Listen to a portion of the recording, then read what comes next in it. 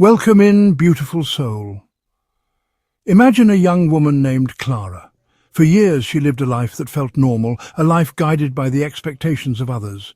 She went to college, found a stable job, and built a predictable routine. But one quiet evening, something inside her began to shift, like the slow, deep movement of the earth before a quake. It was not a thought, it was a feeling, a presence that began to bubble up from a place she did not know existed within her. This feeling was intense, raw, and completely unfamiliar. She felt a profound sense of connection to everything around her, yet at the same time an overwhelming sense of being utterly alone in a world that suddenly seemed like a dream.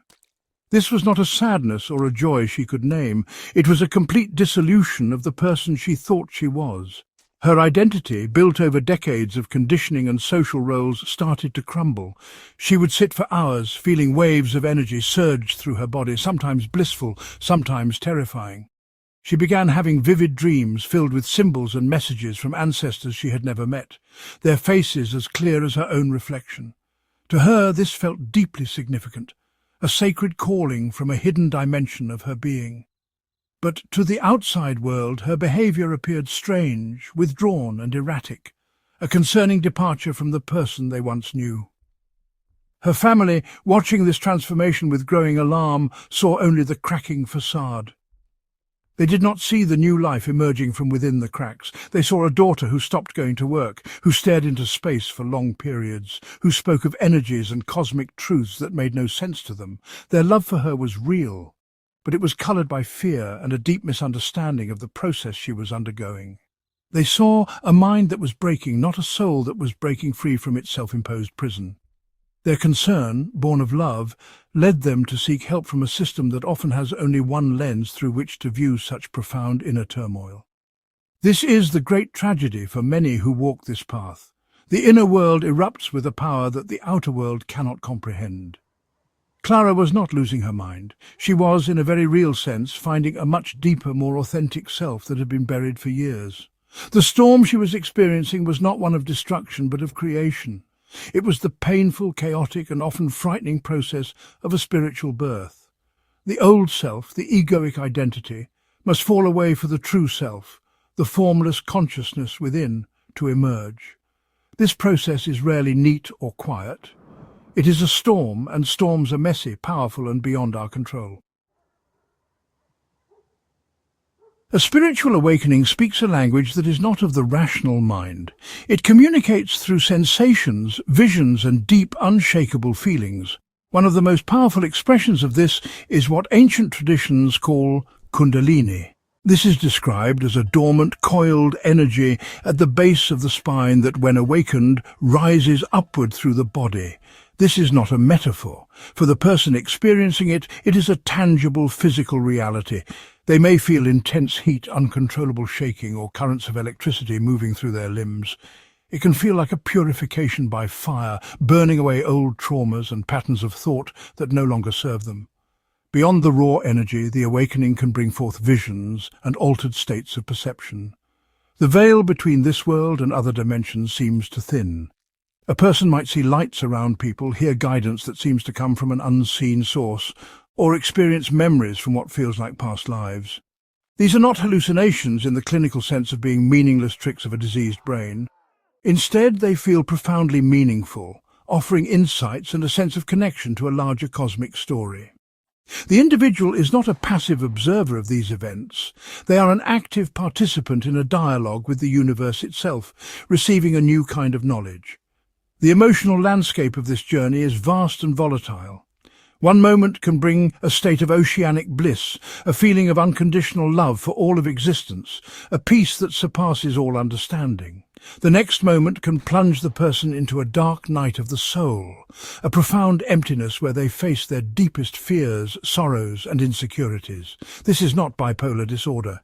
It is the necessary process of integrating the light and the shadow within. To truly awaken, one must be willing to feel everything, to embrace the full spectrum of human and divine experience without judgment and without turning away from the pain. These experiences, the rising energy, the sacred visions, the emotional extremes, are the signs of a profound inner restructuring. The old operating system of the ego is being dismantled to make way for a new consciousness grounded in presence and being. It is a messy and disorienting process because the very foundation of one's reality is being shaken.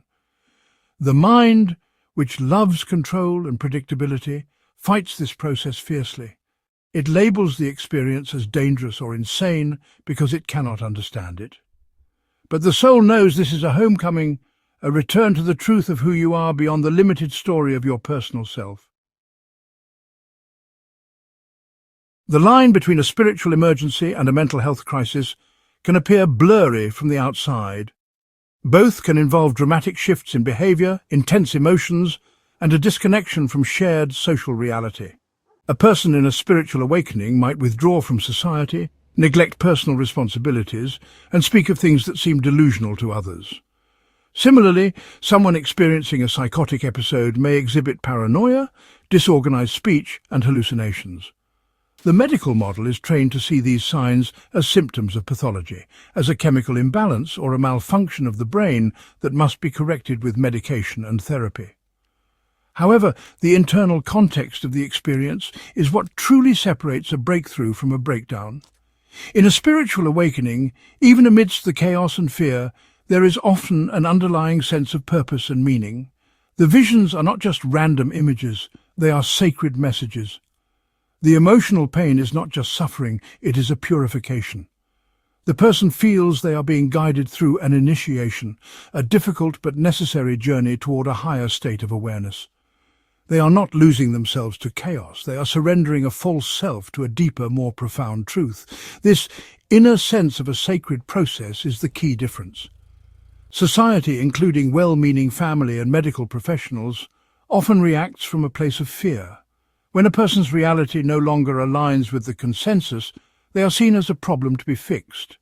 The hospital becomes the default solution, a place where the storm can be contained and quieted. The language of spirituality, of energy, consciousness and soul, is translated into the language of pathology, of psychosis, delusion and disorder. The powerful surge of Kundalini energy is interpreted as anxiety or mania. The ancestral messages are dismissed as auditory hallucinations. The process of awakening is tragically mislabeled as an illness to be suppressed. The harm in this mislabeling is immense. When a sacred spiritual process is treated as a mental illness, the individual's experience is invalidated. They are taught to fear their own inner world, to distrust the very wisdom that is trying to emerge. Medication may numb the overwhelming feelings and silence the visions, but it also halts the spiritual process, trapping the person in a state of confusion and inner conflict. Instead of completing the transformative journey and emerging with newfound wisdom and peace, they are left with a diagnosis that can follow them for life, creating a deep sense of being broken or flawed. The first step toward a more compassionate approach is to create a space for open dialogue. We must be willing to listen without immediate judgment.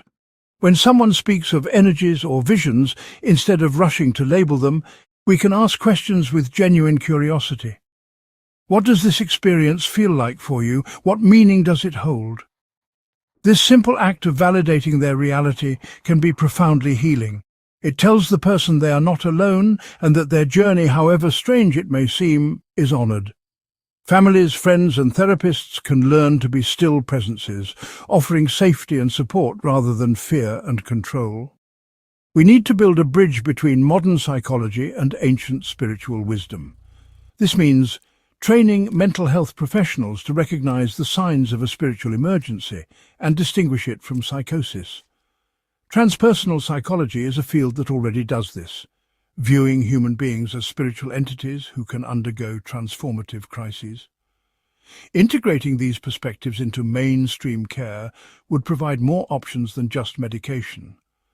Therapies that include mindfulness, meditation and somatic work can help a person ground their energy and navigate the intense experiences without suppressing them, allowing the process to unfold naturally and safely. For the person undergoing this crisis, finding grounding practices is essential. The energy of an awakening can be overwhelming, making one feel unmoored from reality. Simple things like walking barefoot on the earth, eating nourishing food, spending time in nature and engaging in gentle physical activity can help stabilize the system. It is about honoring both heaven and earth. While the spirit is soaring to new heights of awareness, the body must remain a safe and stable anchor. Finding a guide or community that understands this process can also be life-saving, providing a container of wisdom and shared experience. Ultimately, the path forward is one of integration, not opposition. Science and spirituality are not enemies. Both are seeking truth, just from different perspectives. A healthy mind and a vibrant spirit are not mutually exclusive. They are two sides of the same whole human being. By embracing a more holistic view, we can learn to see these profound crises not as tragic breakdowns to be feared, but as powerful breakthroughs to be respected. We can help people navigate their inner storms, trusting that on the other side lies not madness, but a deeper connection to the quiet, powerful presence of being that is their true nature. Remember this, you are never alone. Like and subscribe to The Energy Is All channel for more.